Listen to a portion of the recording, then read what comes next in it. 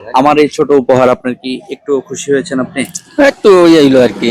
আজকে সারাদিনে একটু বিশ্রাম নেওয়া যাবে, একটু একটু একটু আয় হইলো। খুশি হয়েছেন আপনি? জি। আমার সাথে একটু বুক মেলানো যাবে?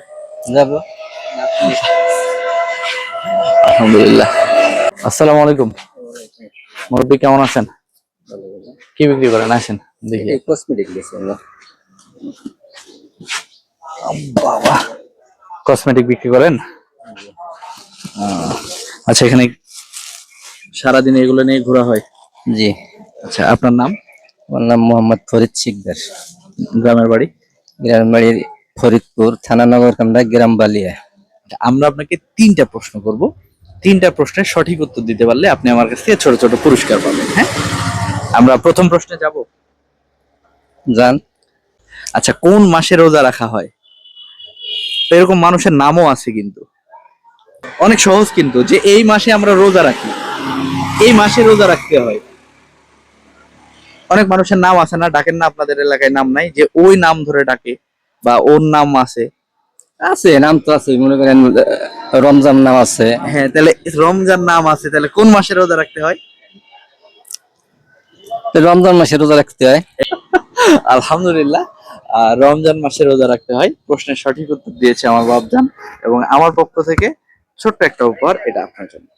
ধরেন, এটা একটা পুরস্কার আপনার জন্য। আমরা 2 নম্বর প্রশ্নে যাব। যান।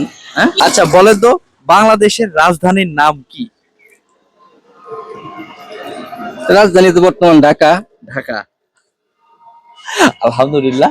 দ্বিতীয় প্রশ্নেরও সঠিক উত্তর দিয়ে আঙ্কেল আমার কাছ থেকে আরো একটা ছোট্ট পুরস্কার জিতে নিয়েছেন, এটা আপনার জন্য।